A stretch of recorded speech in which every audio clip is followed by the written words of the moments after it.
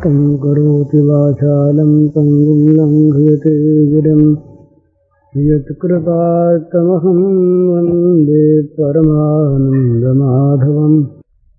श्रीमन्मदनगोपालं बृन्दारण्यपुरन्दरं श्रीगोविन्दं प्रपद्येऽहं दीनानुग्रहकारकम्। वन्दे मुकुन्दमरविन्ददलायताक्षं कुन्देन्दुशङ्खदशनं शिशुगोपवेशम्। इन्द्रादिदेवगणवन्दितपादपीठं वृन्दावनालयमहं वसुदेवसूनुम्।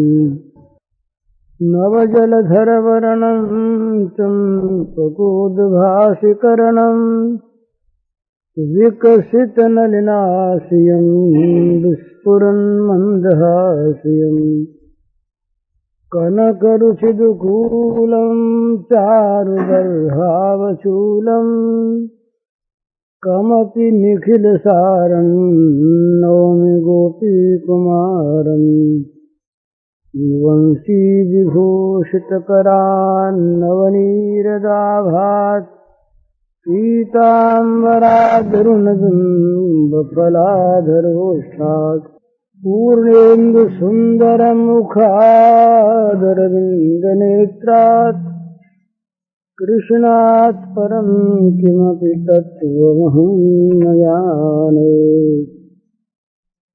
ये शरीर नलिनी दलगत जलमिव तरलम, जैसे किसी कमल के पत्ते पर पानी की बूंद पड़ी हुई हो और उसके गिरने में देर नहीं लगती, इसी प्रकार इस शरीर में से प्राण चाहे जब जा सकते।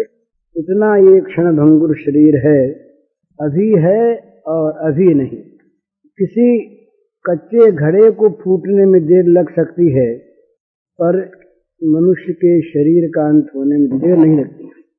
इसलिए कहते हैं कि मनुष्य को सदा तैयार रहना चाहिए जाने के।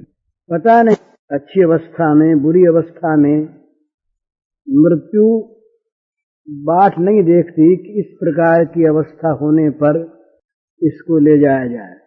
चाहे जब, चाहे जहां, चाहे जिस परिस्थिति में, चाहे जितना कामकाज बाकी रहते हुए भी जब मृत्यु आती है तो क्षण भर के लिए भी मृत्यु विराम नहीं करती, वो रुकती नहीं, और वो कब आ जाए इसका पता नहीं। इसलिए मरण धर्मा मनुष्य को, पशु में विवेक नहीं जानते, नहीं मनुष्य जानते हैं कि मरना है ही, तो मरण धर्मा मनुष्य को जिसका मरना निश्चित है और कब मरना हो जाए ये हम जानते नहीं। तो ऐसी अवस्था में मरने के लिए तैयार रहना चाहिए।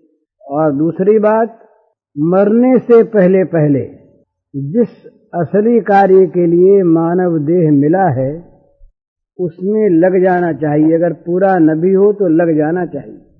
और ये मरने की तैयारी में ये बात भी आ जाती है। मृत्यु की तैयारी उसकी है जिसका मन यहाँ कहीं पर किसी वस्तु में न अटका रहे। आसक्ति और ममता ये दो जहां रहती है वहां मृत्यु की तैयारी नहीं होती। मरना पड़ता है, बाध्य होकर मरना पड़ता है, उसका वश नहीं चलता, पर वो मरना चाहता नहीं। वो चाहता है मैं रहूं और मेरी ममता की सब चीजें भी ज्यों की त्यों रहे, और इनमें जो मेरी प्रीति है ये प्रीति हटे नहीं घटे नहीं। इस प्रकार ममता और आसक्ति वाला मनुष्य वस्तुओं से, प्राणियों से अपने को जकड़े रखता है। वस्तुएं ही बांध रही है मनुष्य को, न प्राणी बांधते हैं। सूरदास जी कहते हैं अपन को आप नहीं बिसर्यो, सूरदास नलिनी के सुवटा कह कहु कौने जकड़्यो। एक फूस के छप्पर में एक पतला सा बांस था, बहुत पतला, उस पर जाके सुग्गा बैठ गया, निकला हुआ था। वो सुग्गे के बोझ से बांस जो है छोटा सा पतला अंगुली जैसा, वो उलट गया, फिर गया, ऐसे खोसा हुआ था। तो उस सुग्गे ने अपने पंजों से, उल्टा हो गया ना, तो बांस को पकड़ लिया। उसके मन में आया कि छोड़ दूंगा तो गिर जाऊंगा, उड़ना भूल गया और कहने लगा कि बांस ने मुझको पकड़ लिया। तो जैसे बांस ने उसको नहीं पकड़ा, वो खुद पकड़े हुए है, इसी प्रकार संसार ने हमको नहीं पकड़ा है, यहाँ के प्राणी पदार्थों ने हमको नहीं पकड़ा है, हम ही ने उसको पकड़ रखा है। और ये छोड़ना होगा पर मन से छूटेगा नहीं। मन में बिना छोड़े हुए ही इनको हम चले जाएंगे। इनके संस्कार, इनकी ममता, इनकी आसक्ति हमारे साथ जाएगी, तो मरते समय बड़ा दुख होगा। मरते समय उन लोगों को बड़ा दुख होता है जिनकी प्राणी पदार्थों में ममता और आसक्ति रहती। छोड़ना चाहता नहीं, छूटता है। हमको जबरदस्ती कोई यहाँ से उठा करके अलग कर दे, कितना दुख होता है। जिस घर में हम वर्षों रहे, जिस घर को मेरा मेरा कहते रहे, घर की एक एक चीज को मेरी मानते रहे, मेरी कहते रहे, दूसरे का अधिकार नहीं होने देते रहे किसी प्रकार भी, वो वस्तुएं जब जबरदस्ती छोड़नी पड़ती हैं, जब उस घर से बाहर निकाल दिया जाता है जीव को, ममता है पर ममता का कार्य नहीं हो सकता, तो बड़ा दुख होता है। तो ममता और आसक्ति ये रहने पर भी छोड़ना पड़ता है ममता की वस्तुओं को, लेकिन दुख होता है, तैयारी नहीं है, और मानव जीवन की सफलता तो होती नहीं। उन्हीं में मन रहते आदमी मरता है, उन्हीं में कहीं कीड़ा होता है, कहीं कुछ होता है, कहीं कुछ होता है। वो कहीं पर भी वो उसको शांति नहीं मिलती। मरते समय जहां मन रहता है, कपड़े में मन रहा तो कहीं कपड़े में कीड़ा बनेगा आकर। जहां मन वहां अगला तन, ये निश्चित बात है अंत समय में। तो निरंतर भगवान का स्मरण रहे और भोगों में, प्राणी पदार्थों में ममता आसक्ति रहे नहीं, तब मरने की तैयारी। चाहे जब मौत आ जाए, वो मौत से कहेगा कि आ जाओ भाई, मैं तो भगवान में बैठा हूं। और जो भगवान में बैठा है, जिसके मन में भगवान बैठा है, उसको मौत मार नहीं सकती। मौत उसके पास आके हमेशा के लिए मर जाती है। ये भगवान ने कहा, माम उपेत्य तो कौन्तेय पुनर्जन्म न वेद्यते। जिसने मुझको प्राप्त कर लिया उसका पुनः जन्म नहीं होगा। उसकी मौत मर गई, जन्म हो तो मृत्यु। तो भगवान में जिसका मन लगा हुआ, उसको भगवान की प्राप्ति, भगवान मन में बैठे हुए। तो भगवान ने कहा कि ऐसी अवस्था में जो मरता है, वो माम एव एष्यसि असंशयम, वो निस्संदेह मुझको ही प्राप्त होता है। कोई संदेह नहीं, इसमें मुझको ही प्राप्त होता है। तो ये तैयारी, विषयों का चिंतन छोड़कर भगवान के चिंतन में लगे रहना, और संसार के प्राणी पदार्थों में ममता न रखकर, आसक्ति न रखकर, भगवान की आज्ञा अनुसार उनकी सेवा करते रहना। हम कहीं घर से भाग के जाएंगे तो कहाँ जाएंगे? वहां कोई न कोई नई चीज में अपने घर की भावना कर लेंगे, वहां ममता कर लेंगे। ये ममता का जो स्वभाव है हमारा प्राणी पदार्थों में करने का, ये छूटना चाहिए। और संसार नहीं छूटता, संसार उसका छूट गया अपने आप, जिसकी ममता और आसक्ति छूट गई। तो संसार में सेवा के भाव से, भगवान की प्रीति के लिए, भगवत प्रीत्यर्थ जो काम जगत का हमारे जिम्मे है, उस काम को हम ईमानदारी से करते रहें, लेकिन ममता आसक्ति रखें नहीं। ममता सारी हो जाए भगवान में, और यहाँ के जो कुछ भी अच्छे बुरे फलाफल हैं उनमें समता रहे। तुलसी ममता राम सो, समता सब संसार। कै ममता कर राम सो, कै ममता पर हेलो। या तो राम से ममता करो और या ममता का नाश कर दो, या तो मेरापन कहीं रहे ही नहीं, और रहे तो राम में रहे। तो ये पता नहीं कब मृत्यु आ जाएगी। जब बीमार पड़ता है आदमी ज्यादा, तब तो कुछ सोचता है अरे अरे मर जाएंगे, वहां पर भी अधिकांश यही सोचता है कि अच्छे हो जाए। मृत्यु की अंतिम घड़ी तक भी मनुष्य अधिकांश में ये सोचता है कोई दवा लेके अच्छे हो जाए। मर जाएंगे ये जब धारणा दृढ़ हो जाती है तब दुखी होता है कि चलो मर रहे हैं, छूट रहा है।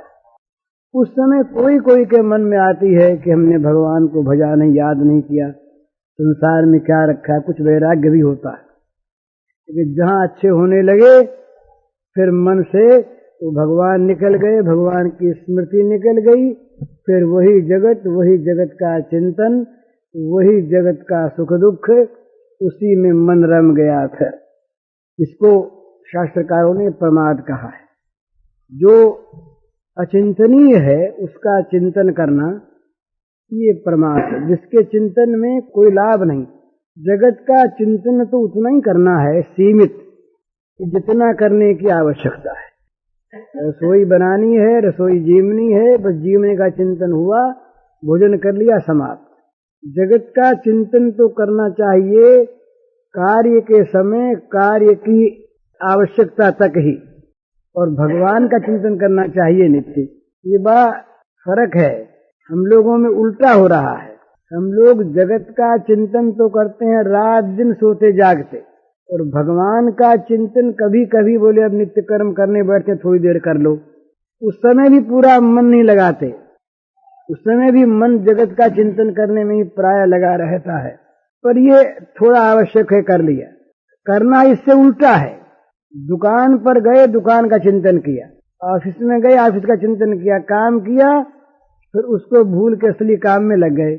अपना असली स्वरूप और अपना असली काम, इन दो को न भूलते हुए जगत का दर्शन करे और जगत का काम करे। हम लोग क्या करते हैं कि जगत को और जगत के कामों को न भूलते हुए और कहीं कहीं आत्मचिंतन करते हैं, कहीं कहीं भगवान का नाम लेते हैं। वो अवसर का काम है, आवश्यक हो गया कर लिया। असली काम तो यही है। हम जगत के हैं, हमारा आत्मस्वरूप हम भूले हुए हैं, और जगत के काम ही हमारे अपने आवश्यक से आवश्यक काम है, वो होने चाहिए। ये चाहे समय पर हुआ तो हुआ, न हुआ न हुआ। इसके ठीक विपरीत ये होना चाहिए कि जगत के काम तो जब याद करने की जरूरत हो तब याद करें, और उसको किया फिर उसको छोड़ दिया, हो गया। और भगवत चिंतन हमेशा करें। भगवान ने कहा तस्मात् सर्वेषु कालेषु मामनुस्मर युध्य च। भगवान ने कहा कि सर्व काल में तो मेरा स्मरण करो, और युद्ध करने के समय युद्ध करो। युद्ध के लिए सर्वकाल नहीं, युद्ध जब करना हो तब युद्ध की बात सोचो, युद्ध करो, और नहीं तो सर्वकाल में निरंतर मेरा स्मरण करते रहो। सर्वेषु कालेषु मामनुस्मर युध्य च। सर्वकाल में निरंतर मेरा स्मरण करो। स्मरण मुख्य, भगवान में चित्त का लगाए रखना ये मुख्य, और जगत का चिंतन या आवश्यकता अनुसार जरूरत पड़ी कर लिया, फिर नहीं। जैसे हम घर में भी ऐसे बहुत से काम होते हैं, जब आवश्यकता हुई तब तो कर लिया और फिर अपना उस काम को छोड़ दिया। नित्य कर्म को ऐसा बना रखा है ना हमने, 8 घंटे नित्य कर्म कर लिया, फिर कल करेंगे, छोड़ दिया। तो इसी प्रकार से ये करे हमेशा कि भगवान का चिंतन तो नित्य करे, भगवान में नित्य रमा रहे, और जगत का चिंतन जिस विषय का जब जैसा आवश्यक हो उसको कर ले, और काम होते उसको भूल जाए। वो तो अनिवार्य आवश्यक नहीं है हर समय के लिए। वो तो जब समय पर भाई भोजन करना हुआ, भोजन करके आ गए, उसके बाद हम दिन भर भोजन याद करते हैं क्या? भोजन का समय हुआ, भूख लगी, तब जाके खा लिया, खा के फिर उसको भूल गए, अपना दुकान के असली काम में लग गए। दुकान का काम दिन भर करना है, उसका काम दिन भर करना है। इसी प्रकार से जगत के सारे कार्य तो गौण हो जाए और भगवत चिंतन मुख्य हो जाए। 3 तरह से कार्य होते, 3 भावों से, अनन्य, मुख्य और गौण। भगवान तो कहते हैं कि अनन्य चिंतन ही करो मेरा, दूसरे जो काम है उस चिंतन की सहायता के रूप में करो, गौण रूप भाग मत रखो, गौण रूप से भी उनको महत्व मत दो, असली काम ही करो, अन्य चित्त हो जाओ। ये न हो तो कम से कम मुख्य और गौण का भेद रखो। मुख्य और गौण के भेद का अर्थ यह है कि गौण के लिए मुख्य काम नहीं छूटता, मुख्य के लिए गौण छूट जाता, ये नियम है। तो ये काम तो करना ही है और ये भी करना है, परंतु जो करना ही है उसमें अगर बाधा आती हो तो ये भी करना, उसको चाहे न करें। जिस काम को दूसरे जरूरी काम के लिए हम छोड़ सकते हैं वो तो गौण कार्य है, और जिस काम को किसी हालत में नहीं छोड़ सकते, चाहे गौण काम सब छूट जाए, वो मुख्य काम है। तो भगवान में मुख्यता रहे और जगत में गौणता रहे। जगत का काम हुआ तो बहुत ठीक, और न हुआ और भगवान का स्मरण होता रहा तो ठीक। और भगवान के स्मरण में जहाँ जगत के काम ने बाधा दी, वहाँ जगत का काम छूट गया, छोड़, क्योंकि वो गौण है। हुआ तो हुआ, न हुआ न हुआ। जैसे हमारी वृत्ति आज है, आज हम धर्म का काम, भगवान के भजन का काम, सेवा का काम, निष्काम, इसको तो हम समझते हैं गौण कार्य। भाई ये कोई जरूरी थोड़ा ही है, हो गया, समय मिला, सुविधा हुई तो कर लिया, नहीं इसके लिए तो कोई जिम्मेवारी है ही नहीं। और वो काम तो, घर का काम तो करना ही है, क्योंकि वो हमारा काम है, ये हमारा असली काम नहीं है। इस प्रकार से जब हमारी गौण भावना है भगवान में, जब हमारी गौण भावना है भगवत साधन में, तब तक उसका गौण रूप ही होता है। गौण रूप में उपेक्षा होती है, मुख्य में उपेक्षा नहीं हो सकती। मुख्य की उपेक्षा को आदमी सह नहीं सकता। वो कहता भाई ये तो पहले करना ही, इसको कैसे भूलें, इसको कैसे छोड़ें, दूसरा काम छूट जाए, न हो तो अच्छा है।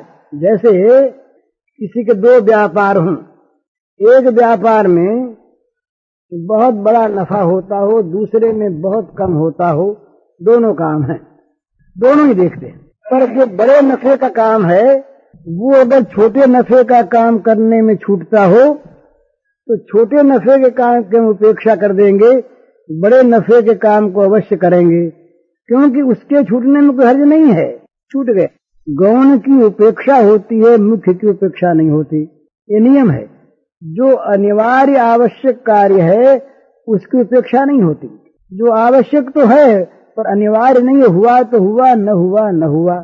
भाई भूख लगती है तो भोजन की तो आवश्यकता है ही, पर अमुक चीज खाने को मिले, वो अगर मिल जाए मन चाहे तो बहुत अच्छा है, पर वो न मिले तो कोई हर्ज नहीं, पेट भरने को रोटी मिलनी चाहिए।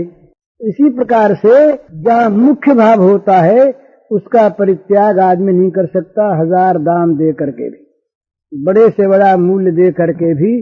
जिसमें मुख्य बुद्धि होती है उसको आदमी करता है, जिसमें गौण बुद्धि होती है उसको त्याग देता। और ये अपनी अपनी अलग अलग होती है। हरिश्चंद्र की सत्य में मुख्य बुद्धि थी, उसने सत्य के पालन के लिए राज्य तक को त्याग दिया और डोम के घर जाकर नौकरी की। पतिव्रता सती स्त्रियों की सतीत्व में मुख्य बुद्धि होती है तो हंसते हंसते अपने प्राणों को नष्ट कर देती है, आग में जल जाती है। शरीर तो बड़ा प्रिय है ना, तो जिसकी जिसमें मुख्य बुद्धि होती है उसकी उस कार्य के लिए त्याग करने की प्रवृत्ति स्वाभाविक होती है, तो उस त्याग में उसको आनंद आता है। एक बात और है, वो समझ लेने की है कि जिस काम को करने में हमें दिक्कत मालूम होती हो, हमारा चित्त उबता, कष्ट मालूम होता हो, बेगार मालूम होती हो, उस काम में हमारी मुख्य बुद्धि नहीं है। घर का बड़ा आवश्यक कार्य जब होता है, विवाह शादी का और कोई, शरीर थक जाता है, पर चूंकि वो काम इतना प्रिय है कि उसके करने में आनंद मालूम होता है। शरीर की थकावट मालूम होने पर भी चित्त में प्रसन्नता होती है, शरीर में कष्ट मालूम होने पर भी उस कार्य की सिद्धि में आनंद आता है, क्योंकि उसमें हमारी भावना दूसरी है ना।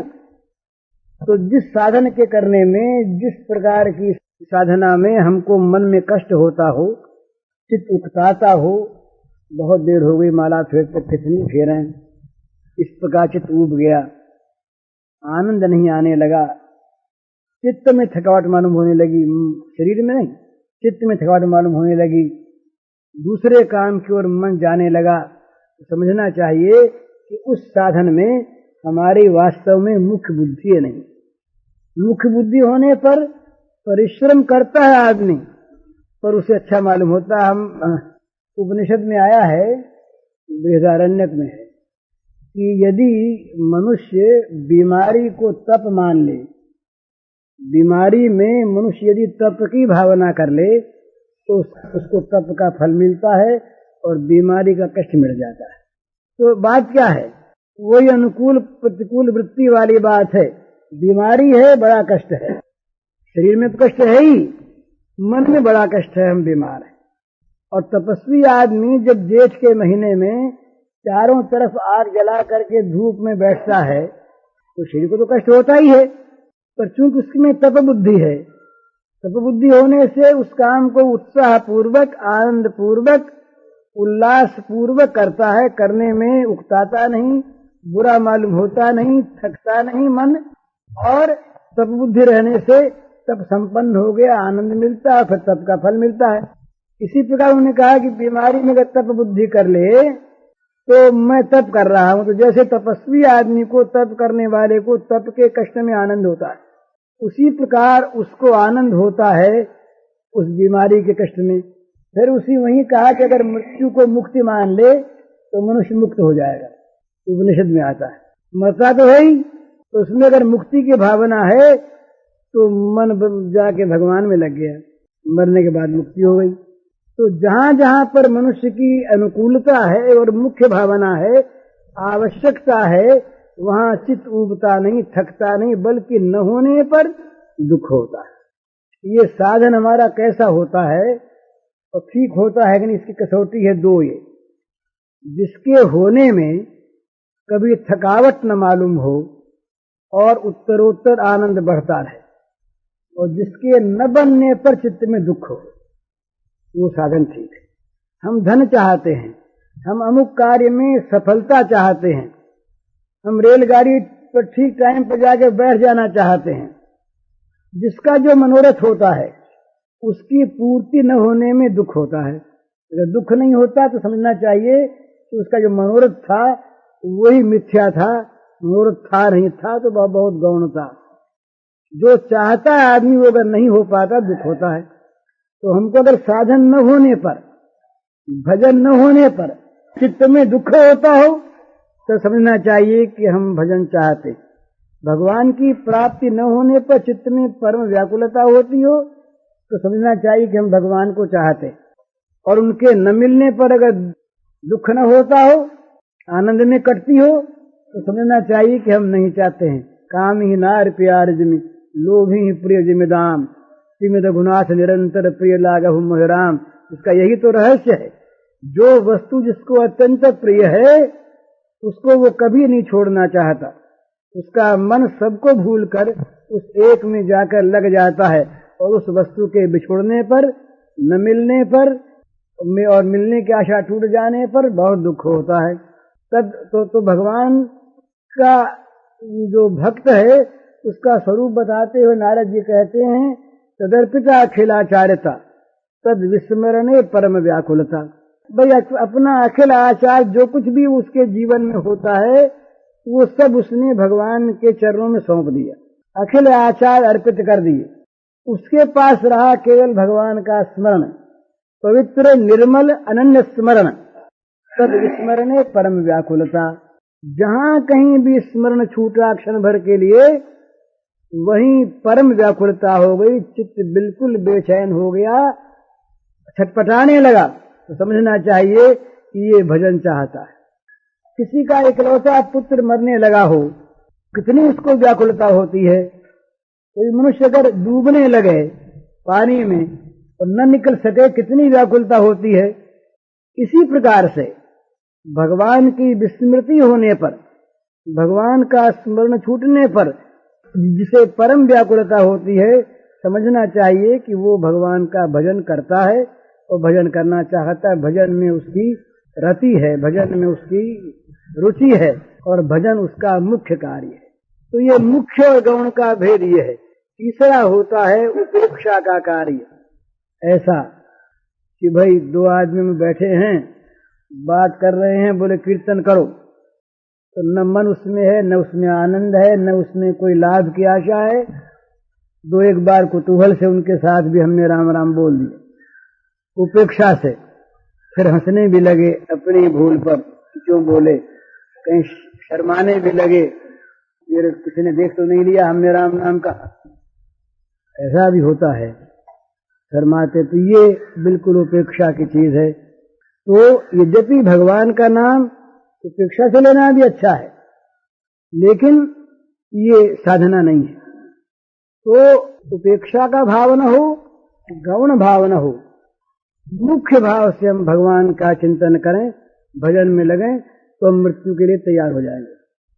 हमारा मन जिस काम में मुख्य भाव से लगता है वो उसके स्वभाव में चीज आ जाती है, उसका स्वरूप बन जाता है वो। तो फिर जहां इनमें हमारी ममता आसक्ति रही नहीं, मौत की तैयारी है। तो जो बंधा है ना, उससे ममता आसक्ति से बंधा है और हिसाब किताब ठीक रखता नहीं। पहले जमाने की बात है, ये मालिक लोग रहा करते थे अपने घर पर और उनके कारोबार चलते थे बहुत जगह, तो मुनीमों को भेजा करते थे वो, मैनेजरों को नियुक्त करके। तो एक सेठ थे, उसने 2 जगह आदमी भेजे। एक जगह जो आदमी गया, उसने तो जाते ही समझा कि अब अपना पहले का काम काज लेना है तो समझ लें और आइंदे ठीक से काम करें। उसने तो समझ लिया सारा हिसाब किताब, और समझ करके किसमें क्या देना, किसका क्या प्राप्त, किसमें पावना, जिसमें पावना उससे उगाने की चेष्टा करने लगा, जिसका देना उसको देने लगा। कारोबार बड़ी सावधानी से करे, सारे अकाउंट्स को ठीक रखे, एक पैसा कहीं पर डूबने पावे नहीं, अपने में किसी का रहे नहीं, रोज अपना बैलेंस शीट बराबर देख ले, ठीक रहे, और कहीं जब गफलत नहीं तो लोग खा न सकें, उड़ा न सकें काम। जब आंख ठीक रहे तो आंख में भी उसमें भी हिसाब में कोई गड़बड़ न हो सके। बड़ा सावधान, हमेशा अपना मालिक को तलपट भेज दिया करे, ये लो हमारा हिसाब ही है, हम यहाँ पर आपका काम कर रहे हैं, और उनकी उन्नति मालिक की हो, जब सारा लेन देन ठीक हो तो ये तो अपना यूं करे। और दूसरा जो था, तो सोचा कि अब तुम मालिक होकर के आ ही गए। अब उनका मुनीम जी की बड़ी तारीफ होने लगी। लोगों ने देखा कि अब मुनीम जी को भी चक्कर में लो, तो खुशामद करने लगे, आज मुनीम जी के लिए दावत है, आज मुनीम जी के लिए पार्टी है, आज मुनीम जी को वहां तमाशे में ले जाना। मुनीम जी तो इसमें लग गए। अब हिसाब किताब कौन देखे, लोग उड़ाने लगे। जिनमें पावना था उनका आया नहीं, देना उनका बढ़ गया, चोरी होने लगी। अब जब हिसाब है ठीक नहीं तो मालिक को बैलेंस शीट कहाँ से भेजे, बैलेंस शीट जाए नहीं, दिक्कत हो गई। तो मालिक ने पूछा उनसे कि भाई क्या बात, इतने दिन हो गया तुमने तलपट नहीं भेजा, अब तुम्हारी बदली करेंगे, सब हिसाब किताब लेकर के आओ। अभी छटपटावे, हिसाब ठीक नहीं, सब अपने हाथ में कभी रखा नहीं, देखा नहीं, सारी गड़बड़ कर दी। और उसने लिखा अपने मालिक को कि हमें बहुत दिन हो गए, अब हम आएंगे, अपना दूसरे आदमी को भेजो, उसका हिसाब किताब ठीक। तो वो जाने को तैयार, ये तैयार नहीं। अब तैयार नहीं, इसको भी जाना तो पड़ा ही। हिसाब किताब ठीक नहीं था, मुकदमा चला, जेल हुई और बदनामी हुई। और वो अपना घर गया आराम के साथ, तारीफ मिली, पद उन्नत हो गया और आनंद रहा, शांति रही। इसी प्रकार से हम जगत में आते हैं ना, ये मालिक का काम करने के लिए आते, हमारा कुछ नहीं है, ये मालिक का फर्म है, हम उसके सेवक हैं। हम कहीं मालिक बन बैठे तो हमारी बेईमानी, और अगर हम काम न करें ईमानदारी के साथ तो हमारी नमक हरामी। नमक हराम बने नहीं और ईमानदारी से काम करें, अपना माने नहीं और काम करने में चूके नहीं, तो हमेशा तैयार हैं हम। जब कभी मालिक हमको बुलावे, हिसाब किताब चुप्ती किया हुआ हमारा है, आज कल पर देख लो हमारा ठीक, कहीं मन फंसा हुआ नहीं। और नहीं तो गीताकार कहते हैं, अनेक चित्त विभ्रांता मोह जाल समावृता प्रसक्ता काम भोगेशु पतंति नरकेशु चौ। यहाँ आकर के कहीं पर भी ठीक से काम किया नहीं तो चित्त भ्रांत हो गया। हजारों जगह चित्त लगा हुआ है, मोह के जाल से तमाम जीवन ढक गया है, काम और उपभोग में अत्यंत आसक्ति है। फल क्या होगा, पतंति नरके शुचौ, अशुचौ नरके पतंति।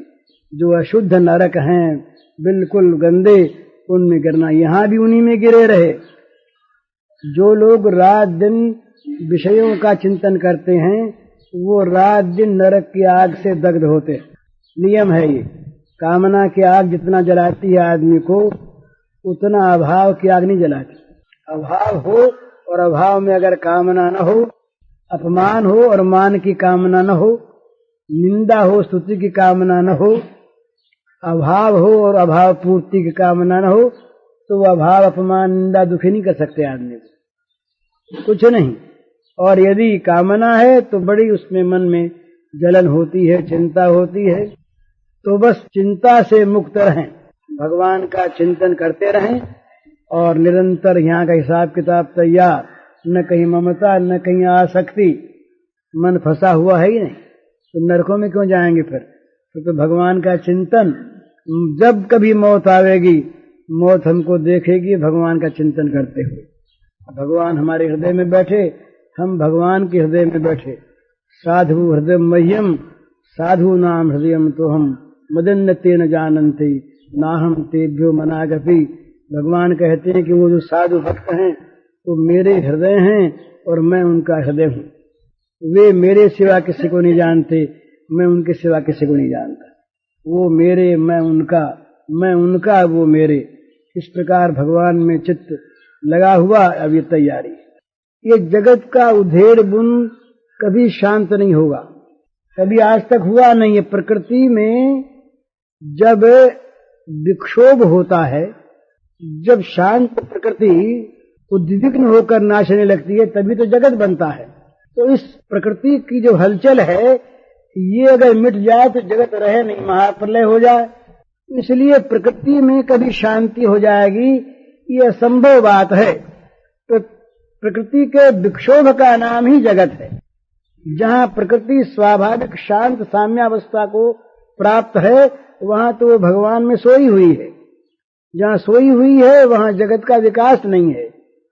जहाँ भगवान के संकल्प से प्रकृति गर्भवती होती है, प्रकृति में जब विकार होता है, विक्षोभ होता है, तो उस जगत की उत्पत्ति होती है। और जब तक क्षोभ रहता है तब तक जगत रहता है। इसलिए कोई चाहे कि हम प्रकृति में प्राकृतिक पदार्थों के द्वारा शांति प्राप्त कर लें और इनकी पूर्ति हमको हो जाए, ये कभी संभव नहीं। न कभी आज तक हुआ, न होगा, न हो सकता है, किसी का नहीं हुआ। यहाँ तो जो वस्तु है वो अपूर्ण है और अनित्य है। अनित्यम सुखम लोकम इमं प्राप्य भजस्व माम, ये तो यहाँ का स्वरूप है। इसलिए इसमें हम शांति प्राप्त करके मौत के लिए तैयार रहेंगे। हमारा मन चाह जब होगा तब मरेंगे, ये संभव ही नहीं।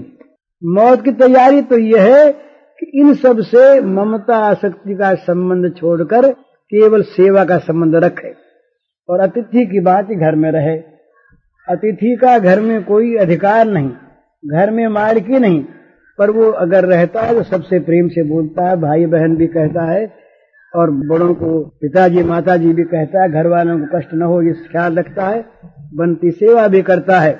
इस प्रकार हम किसी घर में टिके हुए हों, यूं समझना चाहिए हम यहाँ टिके हैं, ये घर अपना नहीं, मुसाफिर हैं, यात्री हैं, धर्मशाला में टिके हैं। इस प्रकार अपने को टिकने वाला समझ करके किसी वस्तु से, किसी प्राणी से, किसी स्थान से, किसी अवस्था से अपने को बांधे नहीं। ये मेरा और ये मेरा रहे, ये कभी न करे न मेरा है और न मेरा रहेगा। हजार मेरा मेरा करो, अंत में मेरा छूटना पड़ेगा, छोड़ जाएगा वो। तो जब अंत में छोड़ना है और वो चीज रहेगी नहीं तो अभी से ममता क्यों न छोड़ने, तो दुख छूट जाए। चीज तो रहे अभी, जब तक जीवित है तब तक रहेगी, पर ममता नहीं रहेगी, दुख नहीं रहेगा। तो ममता भगवान से करें जो कभी छूटने वाले नहीं। संसार से तो बस ममता न करके सेवा करे और समता रखे, जो आ जाए उसमें समता। तुलसी ममता राम सोन, समता सब संसार। संसार में समता रहे और राम में ममता रहे। कार्य करने को जिसके जिम्मे जो काम, उस काम को करे निर्लेप रहकर, मेरा और उसमें आसक्ति न करके। तब चाहे जब मौत आ जाए, उसका कहीं मन तो अटका है ही नहीं, न किसी चीज में अटका, न किसी प्राणी में अटका। बस बोले अब चलना, बोले हाँ तैयार, बिस्तर बांधे तैयार रहे अपना। मौत कब आया कुछ पता नहीं है। हम लोग अभी बोल रहे हैं, बोल रहा हूं मैं, क्षण भर के बाद मृत्यु हो जाए कोई नहीं जानता। तो अभी बोलने के समय भी तैयार रहना चाहिए। क्षण भर में मृत्यु हो जाए तो हो जाए, अपने कहीं मन अटका वटका नहीं है, सब ठीक। तो दो मन अटके नहीं और मन भटके नहीं, मन शांत स्थिर होकर के भगवान में लगा रहे और जगत के सारे काम भगवान की आज्ञा अनुसार, भगवान की प्रीति के लिए सेवा के भाव से होते रहे। बच्चों का पालन भी करें, घर को भी देखें, ऑफिस का काम भी करें, कमाई का काम भी करें, पर सब कर मांगे एक फल, राम चर रति हो। तुलसीदास जी महाराज ने कहा कि सारे काम करें, सारे देवताओं को भजें, घर का भी काम करें, पर सबका फल एक मांगे, भगवान के चरण में रति हो। और ये फल न होकर दूसरा कोई फल होता हो, दूसरा कोई इसके विपरीत फल होता हो, तो उस काम ही को छोड़ दे। चहुन सुगति सुमति संपत्ति कछु, रिधि सिद्धि विपुल बड़ाई, हेतु रहित अनुराग राम पद, बड़ो अनुदिन अधिकाई। तुलसीदास जी कहते हैं कि जहां भगवान का प्रेम न हो, इस प्रकार की सदगति, इस प्रकार की सन्मति, इस प्रकार की संपत्ति, इस प्रकार की रिद्धि सिद्धि, इस प्रकार की विपुल बड़ाई मुझे नहीं चाहिए। चहुन सुगति सुमति संपत्ति कछु, रिद्धि सिद्धि विपुल बड़ाई, यही चीज हम चाहते हैं। तो क्या चाहते हो? हेतु रहित अनुराग राम पद, बढ़ो अनुदिन अधिकाई, बिना हेतु का भगवत चरणों में मेरा अनुराग दिनों दिन बढ़ता रहे, ये चाहते। बस इस प्रकार की कामना करे, इस कामना को लेकर भगवान की सेवा के भाव से काम करे, तो सारे काम हमारे दिन भर के काम, दुकान का काम, ऑफिस का काम, घर का काम, ये सब भगवान की पूजा बन जाएंगे। भगवान इन सारे कामों से प्रसन्न होंगे और प्रसन्न होकर अपने आप को हमें दे देंगे। अपने आप को देने वाले भगवान ही कोई नहीं देता, तो भगवान अपने आप को दे डालकर भी कहते हैं कि हमने कुछ दिया नहीं, हम तो ऋणी ही रहे। ये भगवान का स्वभाव है। तुलसी राम स्वभाव शील लखी, जो न भगति और आई, तो ही जन्म जाय जननी जड़ तनु तरुणता गमाई। कैसा अच्छा भाव है। वो कहते हैं कि तुलसी राम स्वभाव शील लखी, जो न भगति और आई। तुलसीदास, अगर भगवान राम के इस स्वभाव को, इस शील को देख करके भी तेरे मन में भक्ति नहीं आई, तो ही जन्म जाय जननी जड़, तो तुझको व्यर्थ ही जन्म दे करके माता ने अपने शरीर और तारुण्य का नाश कर दिया। तो ही जन्म जाय कहते हैं व्यर्थ को, तो ही जन्म जाय जननी जड़ तनु तरुण था गवाई। हम माता को दुख देने के लिए पैदा हुए फिर संसार में। सुकर स्वान श्रृगाल सरिस जन, जन्मत जगत जननी दुख लागी। वो माता को दुख देने के लिए ही सुअर सियार और गधों की भांति हम संसार में पैदा हुए, कुछ किया नहीं। तो करना यही है कि बस अपने मन को भगवान में लगावें, सारी क्रिया भगवान की सेवा के लिए करें, और यहाँ पर आसक्ति और ममता से अपने को बांधे नहीं। ममता आसक्ति नहीं छूटो, बिल्कुल मत छोड़ो। सारी ममता सब जगह से निकाल के भगवान में लगा दो, ममता रखो। सारी प्रीति सब जगह से निकाल के भगवान में जोड़ दो, आसक्ति भी रखो, कोई आपत्ति की बात नहीं। कामना भी न मरे तो मत मारो, भगवत प्रेम की, भगवत कृपा की कामना करो। अपने दुर्गुणों पर, दुर्विचारों पर क्रोध भी करो, कोई आपत्ति नहीं। भगवान के भजन का लोभ करो। ये जितनी दुर्वृत्तियां हैं, इन दुर्वृत्तियों को भी भगवान की सेवा में लगा दो। दुर्वृत्तियां रहें, पर ये दुर्वृत्तियां फिर सद्वृत्तियां बन जाएंगी, और ये भगवान की सेवा में सहायक बनकर ये सब साधन बन जाएंगी। आज जो शत्रु हैं मित्र हो जाएंगे, तो राम को अपना मान्य सब हो जाएंगे। गर्ल सुधा रिपु करे मिठाई, गोपद सिंधु अनल शीतलाई। भगवान की कृपा से सब कुछ हो सकता है। तो उनकी कृपा पर विश्वास करके, उनके शील स्वभाव को देखकर, और जीवन का एकमात्र उद्देश्य यही है मानव का, इस बात का निश्चय करके मनुष्य को यहाँ के सुख दुखों को भगवान की लीला समझकर, आशीर्वाद समझकर उनका सहन करे, वर्ण करे। अपनी जान में कोई भी ऐसा काम न करे जो भगवान की मर्जी के प्रतिकूल हो, जो वो न चाहते हों, और प्रत्येक कार्य के द्वारा भगवान की पूजा करे। ममता आसक्ति सारी यहाँ से निकाल करके भगवान में लगाने की चेष्टा करे, तो वो मौत के लिए तैयार है। चाहे जब मौत आ जाए, मौत आकर मर जाएगी और वो भगवान को प्राप्त हो जाएगा। हरि ओम जी के पद रत्नाकर के पद।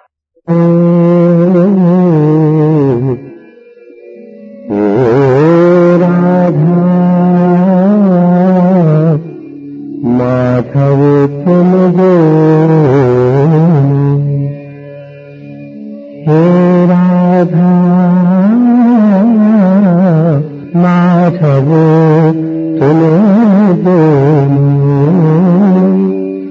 दो मुझको चरणों में स्थान, हे राधा माधव तुम्हें दोनों, दो मुझको चरणों में स्थान, दासी मुझे बना कर रखो, दासी मुझे बना कर रखो, सेवा का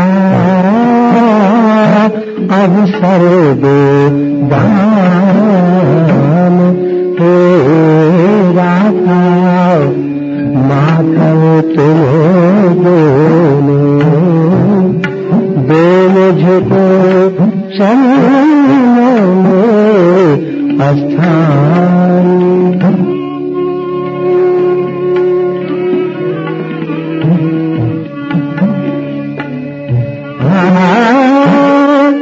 मैं अतुल चाकरी की चतुराई का न तनिक सा ज्ञान, दीन नवीन सेविका पर दो, समुदो प्रेम समूह महान, हे राधा माधव तुम दोनों, दो मुझको चरणों में स्थान।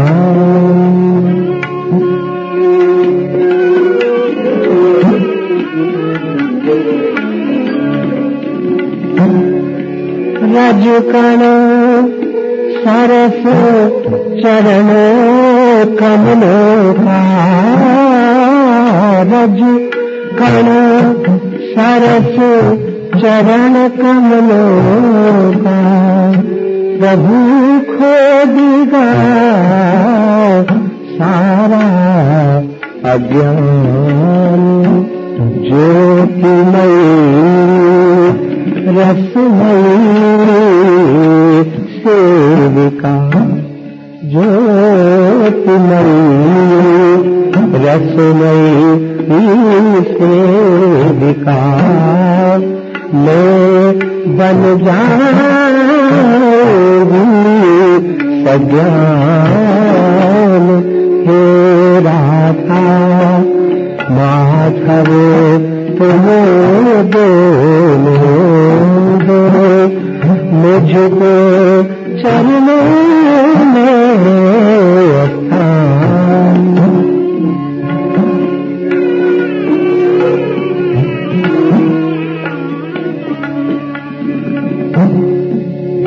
राधा सखी मंजरी को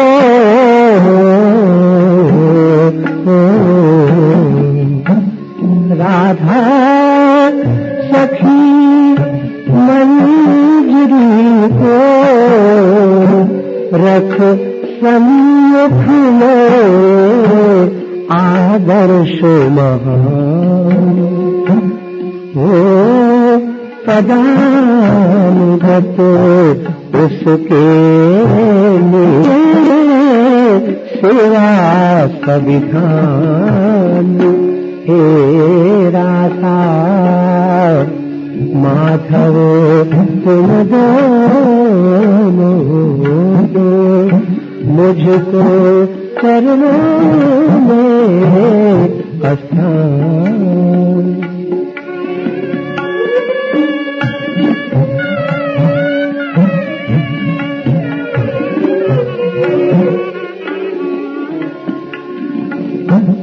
प्रभु झाड़ी गोली नैन कुंज में,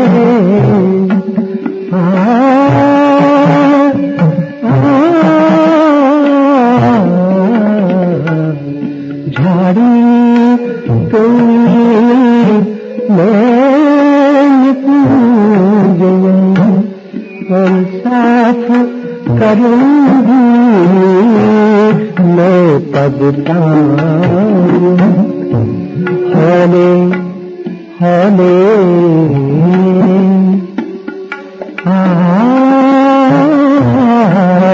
होले होले हवा करोगी होले होले मैं तो हवा करूंगी सुखा दे व्यजन में सुरभित आनी हे राधा माधव तुम बोलो दो मुझको चरणों में स्थान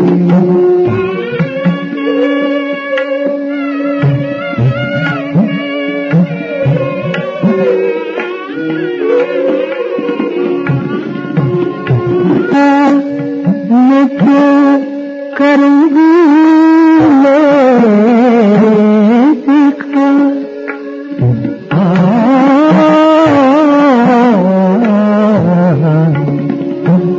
देखा नित्य करूंगी मैं तुम दोनों की मोहनी मुस्कान देखा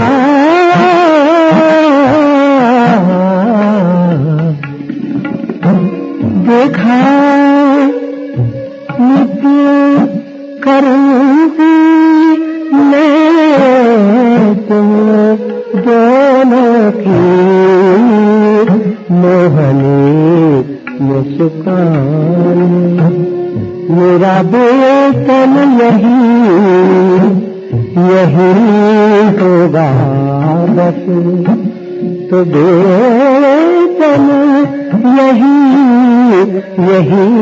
होगा बस मेरा पुरस्कार निर्माण है राधा माधव तुम दोनों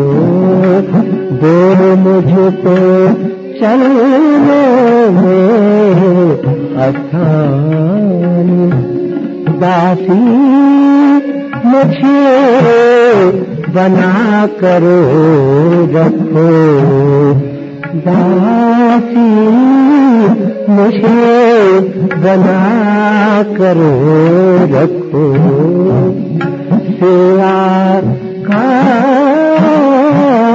अवसर दो दान हे राधा माधव तुम दोनों दो मुझको चरणों में स्थान दो मुझको चरणों में स्थान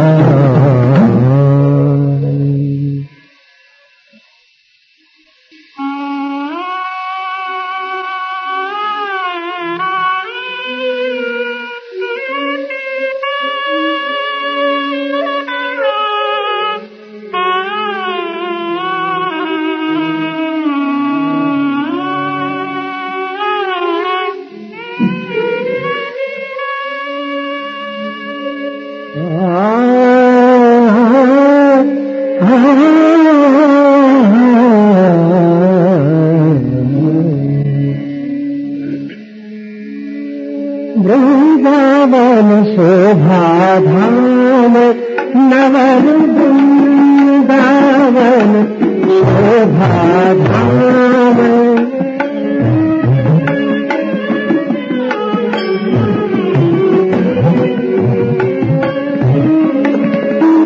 नवल बसंत नवल मलयामिन तरवर नवलो ललाम नवलो वृंदावन शोभा धाम।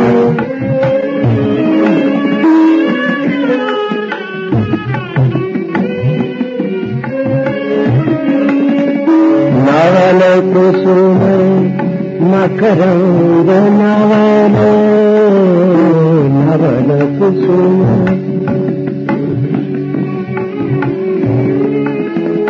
रसलोलुत नवल,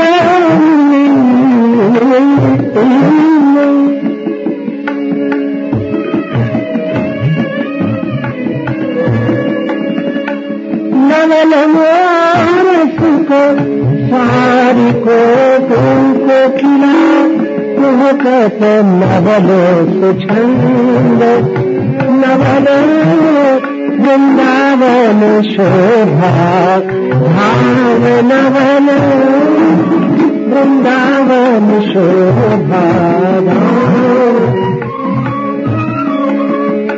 नवल किशोर नवल नीलारत, नवल किशोर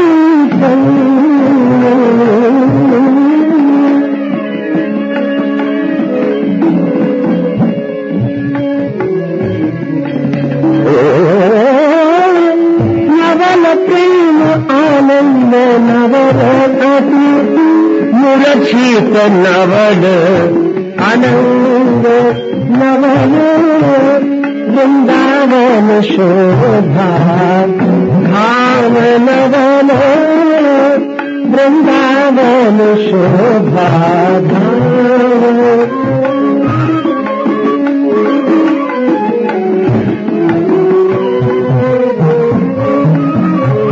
वृंदावन शोभा धाम, नवल वृंदावन शोभा धाम।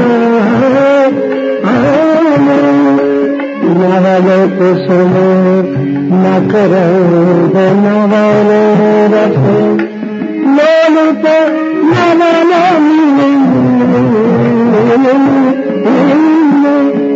नवल मोरस को सारी को पीला, कहत नवल सुछंद, नवल वृंदावन शोभा धाम, नवल वृंदावन शोभा धाम।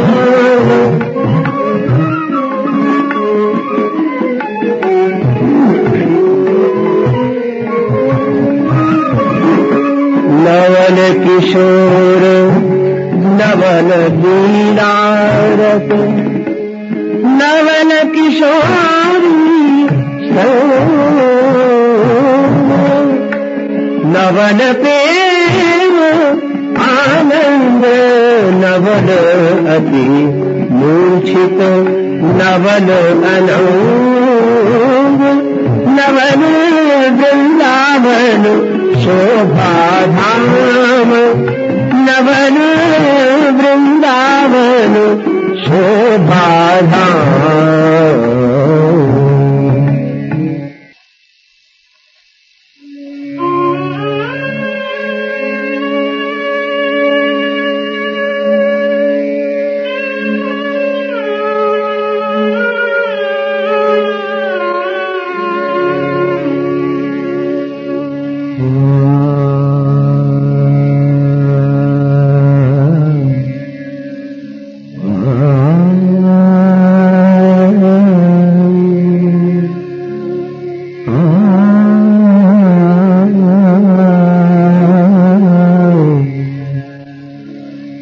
रस ढरकावत बोली बनही